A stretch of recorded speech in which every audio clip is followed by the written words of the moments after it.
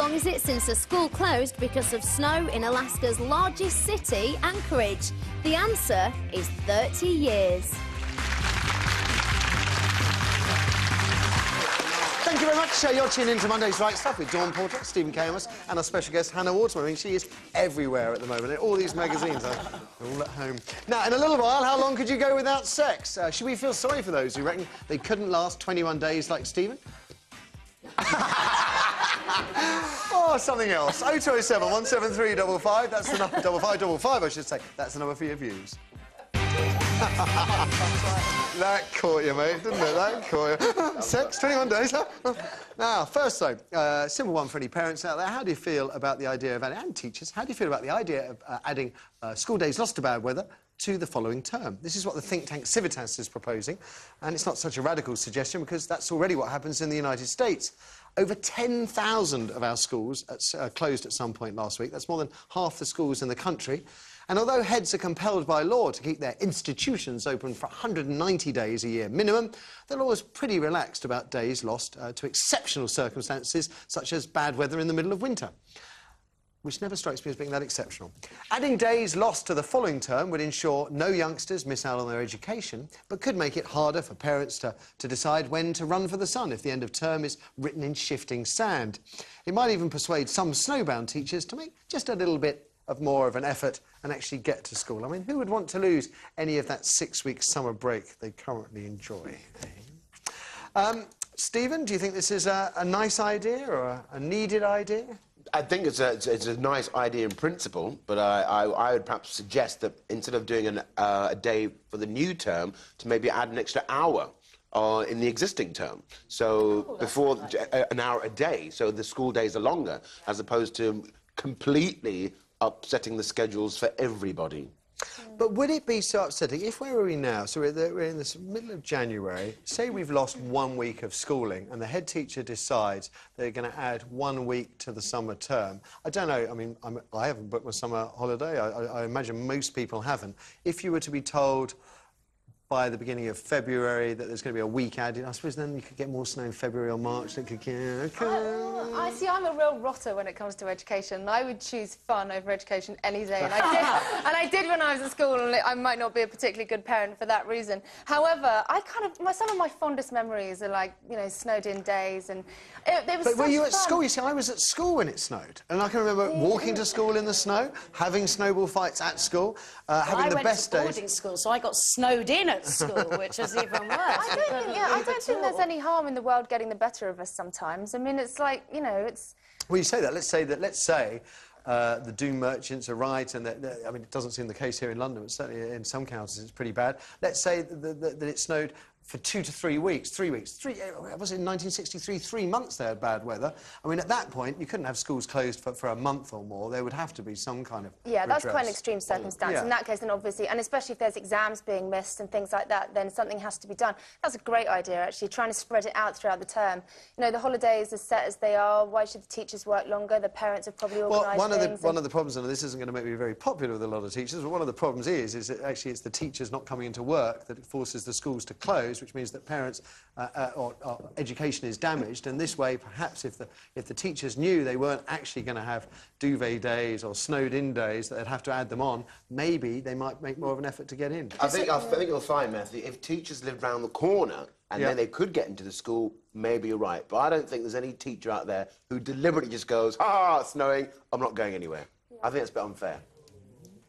Okay. Well, they're also like there are economic. It's a boarding school. I would if I was a teacher. It's a room full of teachers that couldn't make it in. And driving instructors. So you're at boarding school now.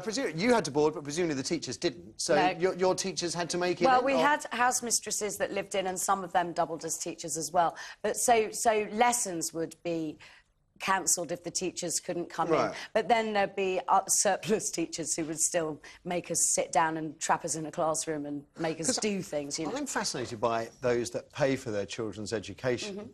What do they do if like a week of schooling? Do they get a refund? That's a good point, actually. I mean, there are just... all sorts of economic kind of implications to closing schools. You know, if parents can't get to work, then it's going to knock onto small businesses and local industries, which means generally we're going to lose money as a country. So it's a kind of, you know, it's the a more effort we make to get people into work and into schools, the better. Well, I think so, from keeping the country going. Well, also, Matthew, when you made it into school, was it a packed classroom? Did all the other I think everybody turned up for a snowball fight. And it was great fun. I mean, that's what Dawn said. It was a lot of fun, but, you know, you can have a lot of fun on your own or playing snowballs with your next-door neighbours if you're stuck at home. But to go into a school with 600 boys chucking snowballs, fantastic. I think the thing is, the odd day here or there is fine, but, you know, there are kind of reports today saying that there's a complete backward thing going on with global warming. We're now going to have global freezing and it could last for the next decade and stuff. Well, if this is to happen, if anyone can get this weather predictions right, then perhaps we ought to address what's going to happen for children's education. Absolutely, absolutely. Without further ado, let's throw it open to you. What do people say, Kirsty? We've got Kerry first, and she's online too. Kerry, good morning. Hello. Now, Little Bird tells me you're a teacher. Well, actually, I'm a cover teacher, so I go into work when I'm needed. So this is your prime time, I should imagine, isn't it? Well, yes. Last week, unfortunately, because most schools were shut, I wasn't needed anywhere. So, but I do think teachers have been given a rough ride because where I live, I could have got into most places by public transport, by buses. I would personally wouldn't have actually risked going in by car because it was pretty dangerous, but I would have been able to get in by bus had I walked from the estate where I live. Most of the roads were pretty passable after a couple of days. But, you know, what you have to realise is that most schools were closed because of the ridiculous health and safety. That is possibly true, yeah.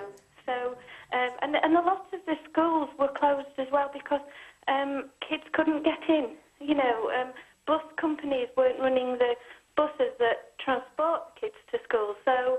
It's not enough of this flim-flam, Kerry. What you need is you wake them up earlier, you tie pieces of string on them one to another, and you march them into school. Where there's a will, there's a way. Can you imagine the Second World War? We're not going to go out and deal anything. It's a bit cold. We'll all sit at home. That's not how you get victory or get success. Got to get people out there. Enough of the excuses. Kerry, thank you. Let's have another. Catherine on line 1. Some people sound getting more right-wing as I get older. More? Kirsty. We've got Catherine. She's on line 1. Catherine, good morning. Good morning. So, adding on days, is this the solution? Well, no, I don't think it is. I personally think that teachers are not making the effort, to be quite honest with you. My children's school was actually closed on Tuesday. We were told to come and pick up our children because of the weather was so bad. We went down to pick up our children by 3 o'clock on Tuesday.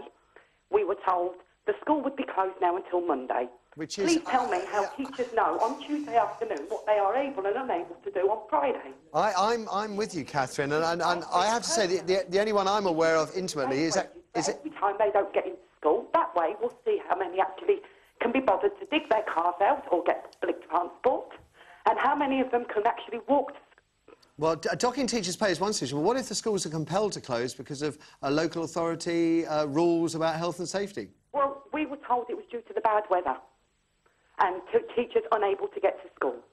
That's what we were told. Now, may I also add, I actually had to take my children out during the daytime while I wasn't working to keep them occupied, and 3 of the teachers from my school were all shopping in our local shopping centre.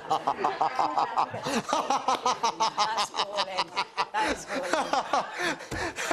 No, there's no arguing with that one, Catherine. Thank you. And I think you reiterated Hannah's point that there's a knock-on effect for everybody. I think that's brilliant. You know, the only situation could be worse is you saw them tobogganing down the local park. that really would be the icing on the cake. I mean, that is particularly bad. But, you know, digging your car out... my car was snowed in my drive for 3 days. So was mine. Do you know what I did? I got up and walked. I can't walk. Why not? I've got a bad hip. Oh. Enough. OK. After the break, how long could you go without sex with a bad hip? Probably years, I should imagine, Steve. Oh, I tell you. Friends of Celebrity Big Brother star Base Hunter, anyway, they reckon he can't go 21 days without hiding the sausage. Should we feel sorry for him or despise him for having no self-control? How long could you go without? A day, a week, a month, as long as Eric? A year, a lifetime? So many questions, so little time. 0207 173 5555 is the number for your thoughts. And we'll hear as many as we can after another quickie. A break, that is. Back in a jiffy. Who said she could go 6 months without sex? Penny Lancaster, Caprice or Sophie Anderton? Find out after the break.